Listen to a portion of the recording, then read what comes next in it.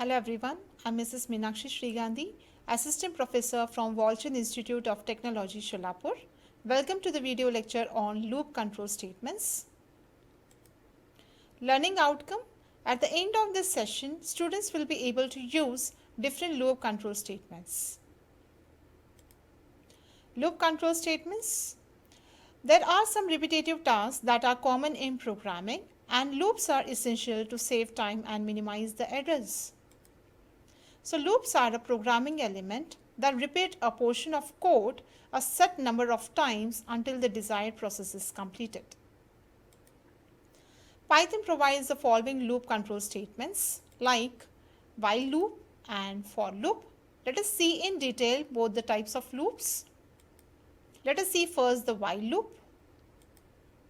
The while loop is a loop control statement and it is used in programming for repeated execution of statements in a loop. It's a condition controlled loop and is controlled by true or false conditions. It executes a sequence of statements repeatedly as long as the condition remains true. So here a syntax is provided. Here the while loop actually begins with the while keyword followed by the condition, and that is followed by a colon, and after that there is a loop which is having the statements. So here the condition is a Boolean expression. If the condition comes out to be true, then the loop body is executed, which consists of a number of statements. This loop is repeated, it will iterate till the condition becomes false. The flowchart for the while loop is provided. So first the loop test condition is tested first. If the condition is true, then the statements under the if block are executed, and it will again the condition is tested and the statements are executed. This will be in a loop till the condition comes out to be false. Once the condition comes out to be false, then the loop breaks and it will come out of the loop. Let us see an example using while loop. Here is a program to display the numbers from 1 to 5. So first we are initializing a variable count which is equal to 1, and we are using the while loop now, and the condition is still the count is lesser than or equal to 5, the loop will iterate. So it will print the count value every time, and with each iteration the count value is incremented by 1. So initially the count value is taken as 1, so we are testing the condition that 1 is lesser than or equal to 5. This condition comes out to be true, then it will print the count value, and immediately after that the count value is incremented to 2. Again the condition is tested. Now the count is 2, 2 lesser than or equal to 5, this condition comes out to be true, and it will now print the present value of count, that is nothing but 2, and immediately after that the count is incremented by 1, so that the count now becomes 3. So this loop is repeated till count is equal to 5. Once the value of count is greater than 5, then the condition becomes false and it will come out of the loop. A sample output is provided here. So here the count is displayed. The count is 1, 2, 3, 4, 5 till 5. Once the value of count becomes equal to 6, this condition comes out to be false and it will break the loop. Try to think and answer. Write a program to display the reverse of the number entered. Pause the video for some time and note down the answer in your book. Let us see the example using while loop to display the reverse of the number entered. For that, initially we are taking the input from the user. That input is typecasted to integer and that is stored in the variable num. We are storing the value of num into another variable so that this value can be used while printing the output. We need a variable reverse which will hold the reverse of the entered number, which has been initialized to 0. Now we are using the while loop. This while loop will iterate till the num value will be greater than 0. We are now separating the digits of the variable num. We are separating it from the unit place. To separate it from the unit place, the variable num has been divided by 10 and its remainder is stored in the variable rem. So once it is found, our next step is separate out that digit from the original variable num. For that, we are dividing the number by 10. Once it is divided by 10, the unit place number will be removed from the original num. After that has been done, in the variable rev, which is used to store the reverse of the number, first we are creating the space for storing the separated out digit. For that, we are multiplying the reverse variable by 10. After that, whatever the remainder value we have got, that remainder we are adding it to the reverse of the number. Suppose the number is 123. So in this case, num value is 123 is greater than 0. In that case, 123 modulus of 10, this value will be equal to 3. Now we need to separate out that digit from the original number. For that, 123 is divided by 10. This will store 12 into num.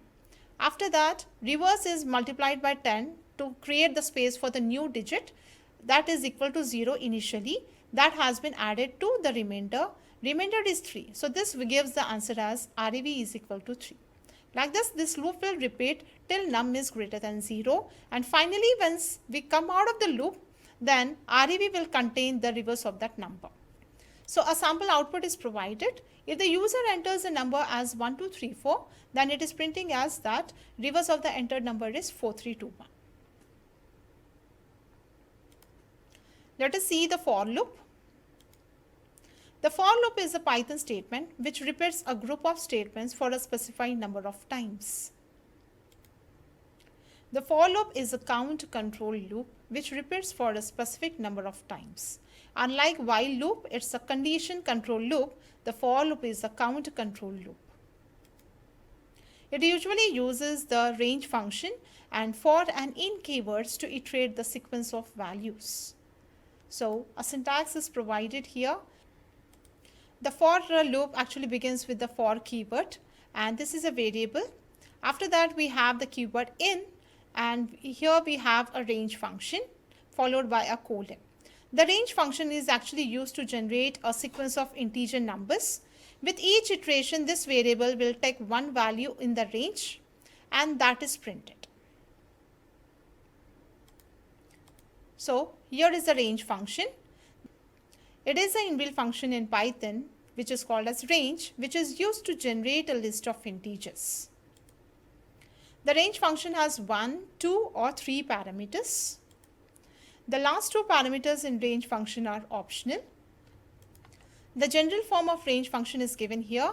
So the range function is having 3 parameters. First is begin, end and step. This is the start point, end point and the step size should be mentioned as the 3 parameters. In this, the last 2 parameters are optional. Try to think an answer. Write a program to print squares of the first 5 numbers. Pause the video for some time and note down the answer in your book. Let us see an example using for loop. Here is an example to print the squares of the first 5 numbers. First, we are using the for loop and I is in the range from 1 to 6. But here the range function will generate the numbers from 1 to 5. It will not generate the last number. It will generate the last number as end point minus 1. So it will generate the numbers from 1 to 5. And in each iteration, I will take one number from the sequence. And in each iteration, we are finding out the square by multiplying I to I. And immediately after that, we are printing the square of that number. Here is the output provided. So square of each number is printed here from 1 to 5. The square of each number is printed. Let us see one more example using for loop. Here is a program to print even numbers from 1 to 10 and also to find the sum. So first we are initializing the variable sum to 0. Then we are using the for loop where I is ranging from 1 to 11, but here the range function will generate the numbers from 1 to 10 with a step size of 1. With each value of I, the I value is divided by 2 and it is checked whether the remainder is equal to 0 by using the modulus operator. If the remainder comes out to be true, then it's an even number, then I value is printed. And immediately after that, we are summing the value of I to the sum variable. So this loop is iterated for 10 times. Once it will come out of the loop, then the sum of all the even numbers are printed. So here is the output provided. Even numbers from 1 to 10 are, all the even numbers are printed, and after that the sum of all the even numbers are printed, that comes out to be 30. These are my references.